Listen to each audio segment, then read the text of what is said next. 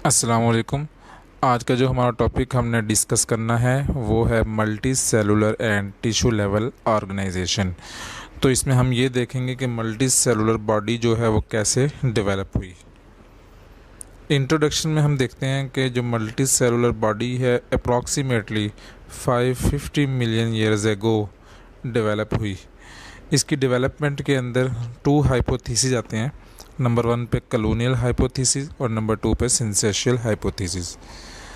जो colonial hypothesis है इसके मुताबिक क्या है, इसके मुताबिक ये है कि जब सेल डिवाइड हुआ, यूनिसेलुलर सेल जो था वो डिवाइड हुआ, डिवीजन के बाद सारे के सारे जो सेल थे वो अलग नहीं हुए बल्कि इकट्ठे रहना शुरू हो गए और उन्होंने मल्टी सेलुलर कॉलोनी बना दी। और ये जो कॉलोनी हाइपोथेसिस है ये प्रोटिस्टा के अंदर देखा गया। इसको क्या कहते हैं हम, कॉलोनियल हाइपोथेसिस।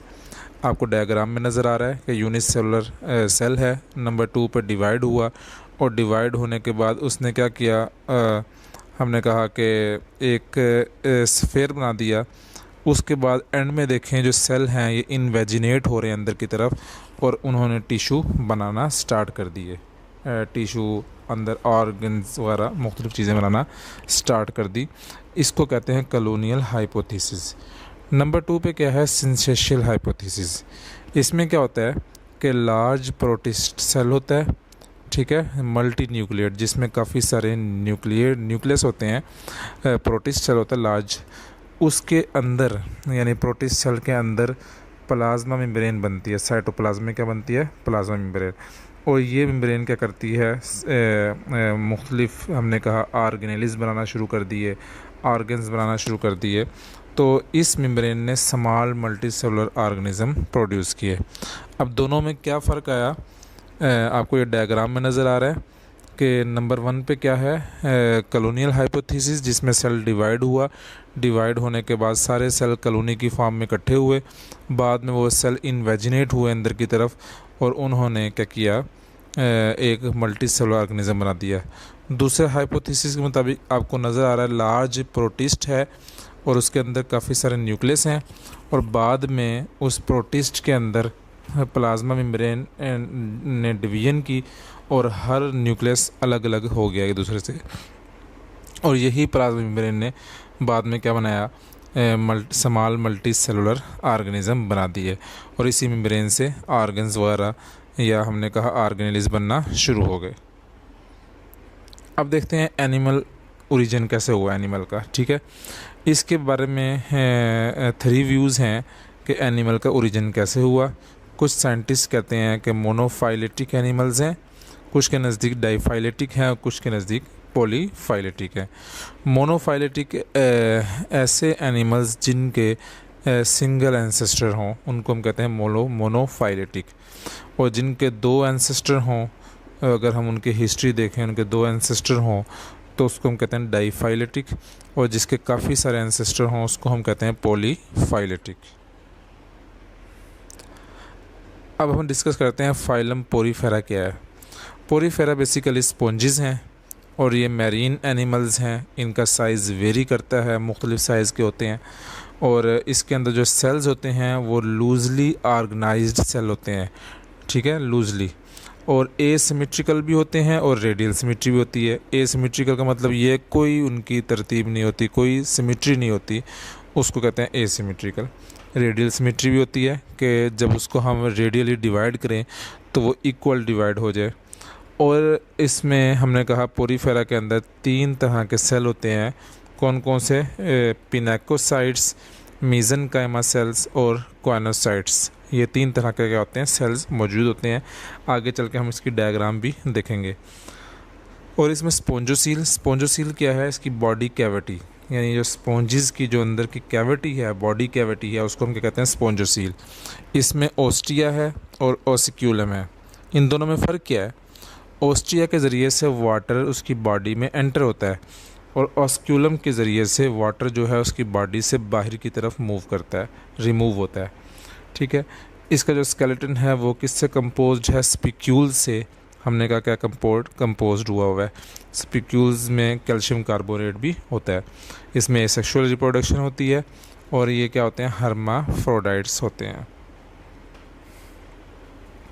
जब हम बॉडी फॉर्म को डिस्कस करते हैं तो हम कहते हैं फाइलम पोरीफेरा 3 तरह की बॉडी फॉर्म में मौजूद होता है, 3 टाइप्स के वाटर कैनाल सिस्टम मौजूद हैं। नंबर 1 पे क्या है, एस्कोन टाइप, नंबर 2 पे साइकोन टाइप और नंबर 3 पे ल्यूकोन टाइप। ये एस्कोन टाइप है डायग्राम। इस डायग्राम में आपको नज़र आ रहा है सबसे बाहर जो लेयर है रेड कलर की आपको नज़र आ रही है, वो कौन सी है, पिनेकोडर्म है। उसके बाद इस रेड कलर की लाइन के नीचे एक और लेयर है, ये कौन सी लेयर है, हमने कहा इस लेयर को हम कहते हैं मीज़ेनकाइमा। क्या कहते हैं, मीज़ेनकाइम। और इस लेयर के फिर अंदर एक आपको हरी कलर की एक लेयर नज़र आ रही है, इसको हम कहते हैं क्वानोडर्म। क्या कहते हैं, क्वानोडर्म। और आपको फिर अंदर येलो कलर के आपको ऐसे कॉलर टाइप के सेल्स नज़र आ रहे हैं, जिसके अंदर आपको फ्लैजेला भी नज़र आ रहे हैं, वो हैं कॉनोसाइट्स हैं। क्या हैं, कॉनोसाइट्स। ठीक है। अब देखें इसकी बिल्कुल सिंपल बॉडी है। ठीक है।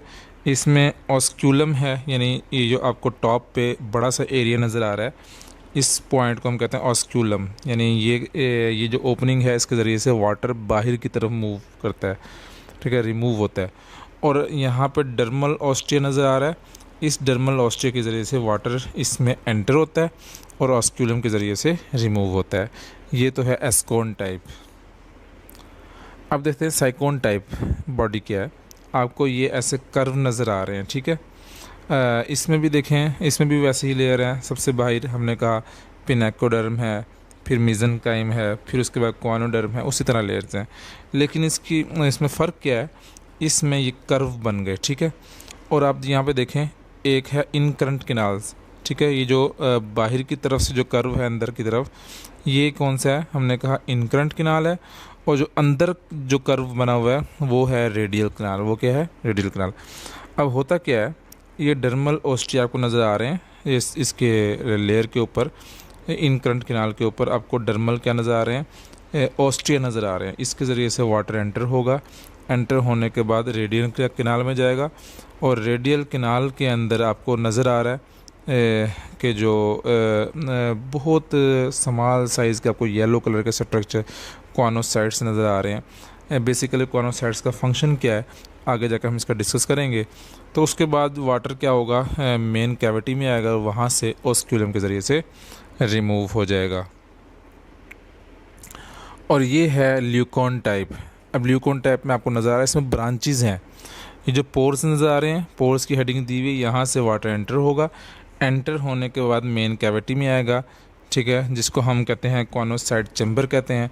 उस कॉनोसाइट चैम्बर से फिर मेन चैम्बर, ये आपको जो नज़र आ रहा है मेन चैम्बर, बड़ा सारा चैम्बर नज़र आ रहा है। ठीक है, इसके अंदर आएगा। इस चैम्बर से वाटर जो है एक्स करंट कैनाल के ज़रिए से, ऑस्क्यूलम के ज़रिए से क्या हो जाएगा, रिमूव हो जाएगा। न्यूट्रिशन क्या है इसकी, हम कहते हैं ये फीड करते हैं पार्टिकल्स के ऊपर, जिनका साइज़ 0.1 से लेकर 50 माइक्रोमीटर तक उनका क्या होता है, साइज़ होता है। और मोस्टली क्या होते हैं, उसमें बैक्टीरिया होते हैं, माइक्रोस्कोपिक एल्गी होते हैं और प्रोटिस्ट होते हैं। इनकी फ्यू स्पीशीज़ जो हैं वो क्या है, कार्निवोर्स हैं, जो क्रस्टेशियन को, स्मॉल क्रस्टेशियन को क्या करते हैं, फीड करते हैं। अब इसमें फीडिंग कैसे होती है, अब उसका ज़िक्र आया है, फीडिंग कैसे होती है। ठीक है, फीडिंग ऐसे होती है कि इसमें जो फूड है, सबसे पहले जो वाटर आएगा, आपको मैं सिंपल तरीके से बताता हूँ। पिछली स्लाइड में ये आपको स्लाइड नज़र आ रही है। तो इसके अंदर क्या है कि आपको जो आपको येलो कलर के कॉनोसाइट नज़र आ रहे हैं। ठीक है, इस कॉनोसाइट के ज़रिए से क्या होगा, फूड पार्टिकल जो होंगे ट्रैप होंगे। और फूड पार्टिकल ट्रैप होने के बाद आपको दिखाता हूँ कि ये फूड पार्टिकल ट्रैप हुए कहाँ गए, कॉनोसाइट में गए। कॉनोसाइट में होंगे लाइसोसोम, लाइसोसोम इसको डाइजेस्ट करेंगे। और डाइजेस्ट करने के बाद ये जो पार्शली डाइजेस्टेड फूड है वो चली जाएगी किसमें, अमीबाइड सेल में। और फिर अमीबाइड सेल जो है वो कहाँ पे है, अमीबाइड सेल मीज़ोहिल में। मीज़ोहिल एक असल में लेयर है, एक जेली लाइक लेयर है जिसमें अमीबाइड सेल मौजूद होते हैं। अब सवाल पैदा होता है ये मीज़ोहिल कहाँ होती है। हम कहते हैं जो हमने मीज़ेनकाइमा पढ़ा है, बेसिकली ये मीज़ोहिल लेयर है एक, ठीक है, जिसके अंदर अमीबाइड सेल है। उसके बाद अमीबाइड सेल के अंदर जाएंगे, अमीबाइड सेल फिर इसको ट्रांसपोर्ट कर देंगे मुख्तलिफ सेल की तरफ, वहाँ जाकर इसकी कंप्लीट क्या होगी, डाइजेशन होगी। और फूड पार्टिकल ट्रैप करने के बाद जो वाटर होगा वो ऑस्क्यूलम के ज़रिए से रिमूव हो जाएगा। अब है इसमें एक्सक्रीशन कैसे होती है, रेस्पायरेशन कैसे होती है। हम कहते हैं इसमें बहुत ही एक्सटेंसिव कैनाल सिस्टम होता है स्पॉन्जेस के अंदर।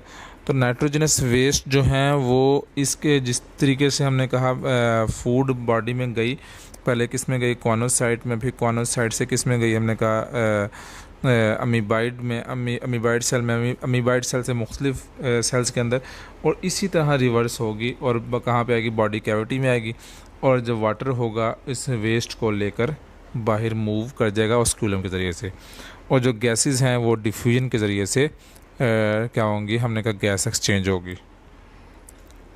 अब रिप्रोडक्शन देखते हैं। हमने कहा बहुत से स्पॉन्जेस जो हैं मोस्टली वो क्या हैं, मोनोइशियस, यानी हमने कहा मोनोइशियस क्या होते हैं कि जिसमें हमने कहा दोनों ही सेक्स मेल और फीमेल एक ही के अंदर मौजूद हों, उसको कहते हैं मोनोइशियस, ठीक है। यानी मेल आर्गन भी और फीमेल आर्गन दोनों एक ही बॉडी में मौजूद हैं, लेकिन फिर भी सेल्फ फर्टिलाइजेशन नहीं होती। अब यहाँ सवाल पैदा होता है कैसे नहीं होती। हम कहते हैं इसलिए नहीं होती क्योंकि जब स्पर्म प्रोड्यूस होते हैं तो उस टाइम एग प्रोड्यूस नहीं होते, जब एग प्रोड्यूस होने का टाइम होता है उस वक्त स्पर्म प्रोड्यूस नहीं होते। यानी सेल्फ फर्टिलाइजेशन उस वक्त हो जब दोनों ही एक टाइम में प्रोड्यूस हों, और ये दोनों एक टाइम में प्रोड्यूस नहीं होते, बल्कि क्या होता है इसमें सेल्फ फर्टिलाइजेशन का मतलब ये है कि आपस में फर्टिलाइजेशन नहीं होती, बल्कि एक स्पॉन्जेस की दूसरी स्पॉन्जेस के साथ क्या होती है, फर्टिलाइजेशन होती है। वो कैसे होता है, जो एग प्रोड्यूस होगा वो एग उसकी बॉडी कैविटी में रहेगा, ठीक है, उसके हमने कहा उसके बाद क्या होगा, स्पर्म आएगा दूसरे स्पॉन्जेस से, वो आने के बाद जाएगा उस स्पॉन्जेस की बॉडी में जाएगा और जाकर एग को क्या करेगा, फर्टिलाइज करेगा। सेक्सुअल रिप्रोडक्शन होती है, और जो ए सेक्सुअल रिप्रोडक्शन है वो हमने कहा गैम्यूल्स के ज़रिए से होती है। अब सवाल पैदा होता है ये गैम्यूल्स क्या है। असल में स्पॉन्जेस जो हैं ये क्या करते हैं, ये अपनी बॉडी को ये डाई हो जाते हैं और बॉडी मुख्तलिफ क्या हमने कहा पार्ट्स के अंदर डिवाइड हो जाती है और वो गैम्यूल बना देते हैं, ठीक है। और हर गैम्यूल जो है वो कंप्लीट ऑर्गेनिज्म बना देता है, इसको कहते हैं गैम्यूल्स फार्मेशन, और ये एसेक्सुअल रिप्रोडक्शन है। और कुछ स्पॉन्जेस हमने कहा रीजनरेशन क्या है कि कुछ स्पॉन्जेस ऐसे हैं जिनके अंदर बहुत ग्रेट पावर होती है, किसकी, हमने कहा रीजनरेशन की, कि अगर उनका बॉडी पार्ट अगर कोई ब्रेक हो जाए तो वो उनके अंदर ये पावर होती है कि वो क्या करते हैं, उसको दोबारा क्या करते हैं, डेवलप कर लेते हैं, ठीक है। गैम्यूल का दोबारा बता देता हूँ, गैम्यूल एक रेजिस्टेंट कैप्सूल है जिसके अंदर अमीबाइड सेल मौजूद होते हैं। बेसिकली होता क्या है कि पेरेंट स्पॉन्जेस जो होते हैं वो डाई होते हैं विंटर के अंदर और गैम्यूल बनाते हैं, ठीक है। गैम्यूल जो है ये दोनों ही कंडीशन में क्या होता है, ग्रो करता है, फ्रीजिंग और ड्राई कंडीशन में ग्रो करता है। जब फेवरेबल कंडीशन आती है तो यही न्यू ऑर्गेनिज्म के अंदर डेवलप हो जाता है, ठीक है। तो ये था आज का हमारा टॉपिक जिसमें हमने डिस्कस किया है किसको, हमने multicellular level of organization को डिस्कस किया है। इसी के साथ आपसे इजाज़त चाहता हूँ। अस्सलाम वालेकुम।